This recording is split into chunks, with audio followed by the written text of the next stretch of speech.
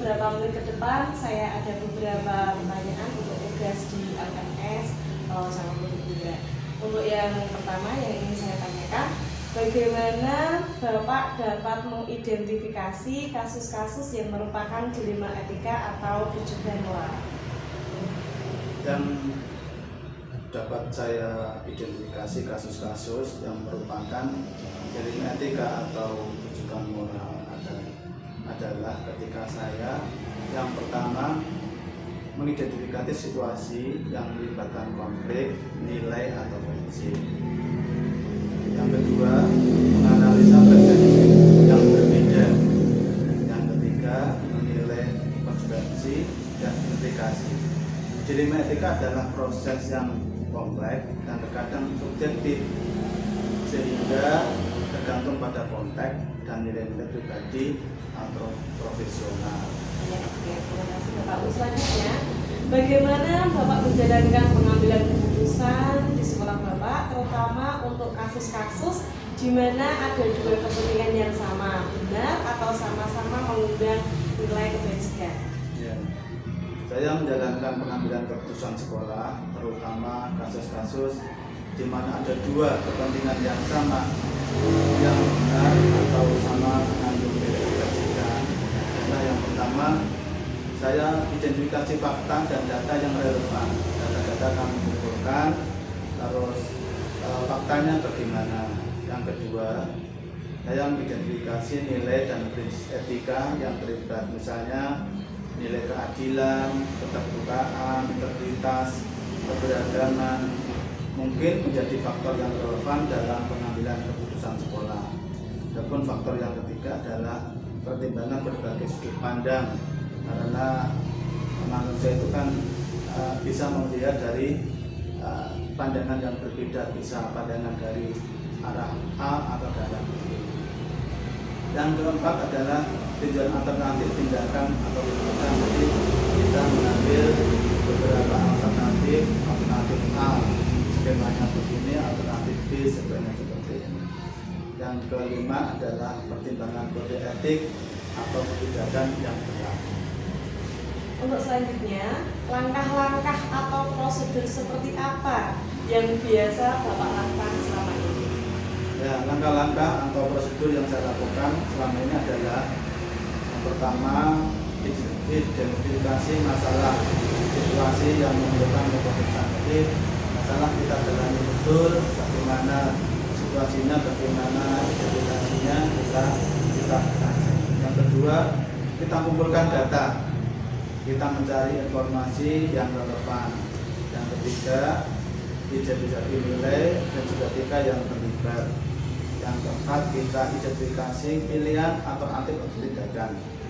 Yang kelima, yang keenam, pertimbangan sudut pandang pada stakeholder.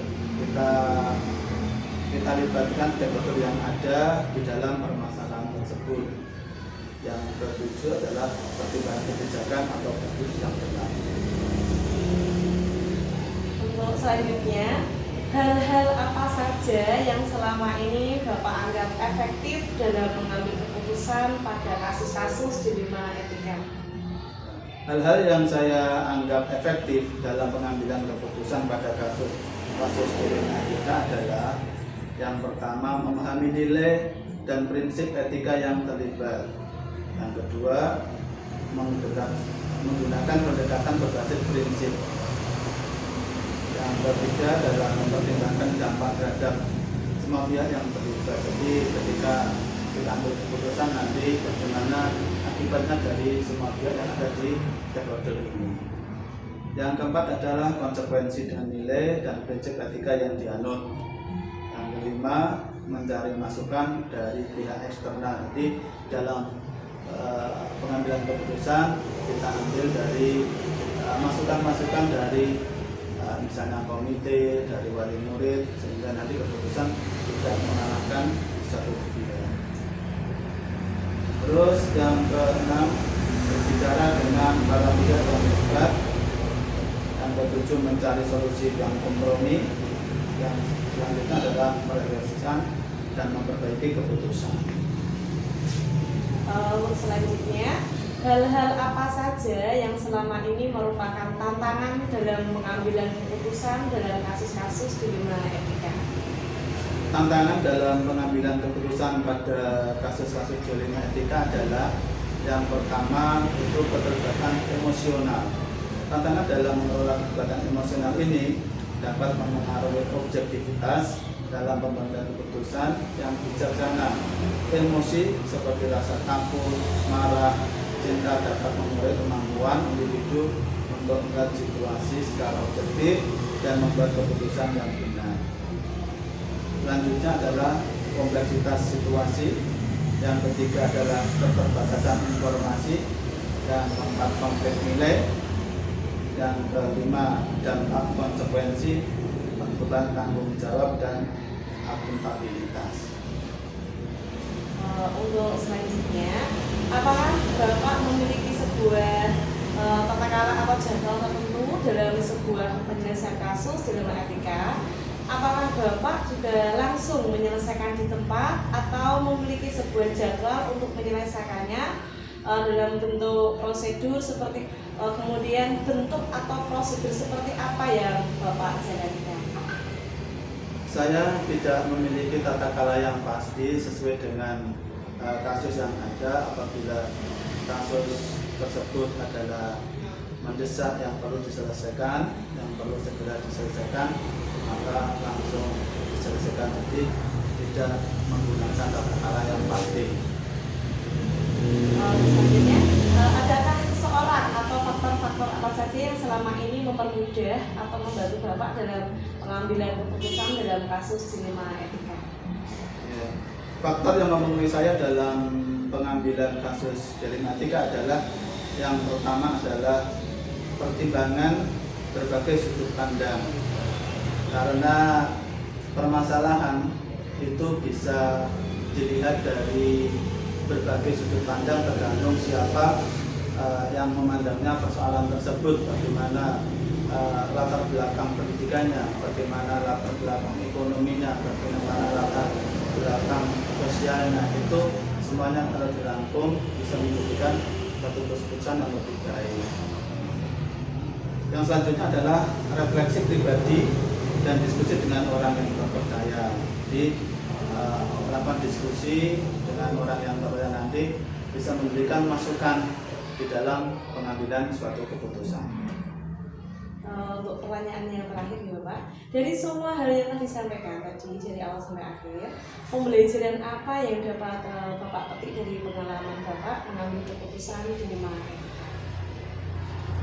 Pembelajaran yang dapat saya petik dalam pengalaman saya dalam mengambil keputusan dilema etika adalah yang pertama, pentingnya memiliki prinsip etika yang utuh. Jadi kita memiliki prinsip yang harus kita pertahankan, yang harus kita hijaukan di dalam ketika kita bersosialisasi di dalam mengambil keputusan. Yang kedua adalah pentingnya pengetahuan dan pemahaman yang mendalam, karena banyak pengetahuan akan semakin baik di dalam mengambil suatu keputusan. Yang ketiga adalah berfokus pada prinsip etika universal. Yang selanjutnya, yang keempat adalah pentingnya mengenali dan mengelola emosi. Dengan emosi yang stabil akan bisa mengambil keputusan yang baik. Apabila emosi sedang marah, jangan sampai mengambil keputusan karena keputusan itu akan berakibat dengan fatal. Terus pentingnya pendekatan etika terapan yang teliti. Dengan teliti nanti diminimalisir keputusan yang tidak diinginkan. Terus menerima konsekuensi keputusan. Setelah kita putuskan, kita akan terima nanti apa sebab dan akibatnya. Iya. Dari wawancara pada bagian ini di sini dapat disimpulkan dalam menangani identifikasi kasus khususnya dilema etika, yaitu yang pertama tadi mengidentifikasi ya Pak, kemudian menganalisis, kemudian menilai. Ya, terima kasih Bapak telah meluangkan waktunya pada kegiatan pagi hari ini. Assalamualaikum warahmatullahi wabarakatuh. Waalaikumsalam warahmatullahi wabarakatuh.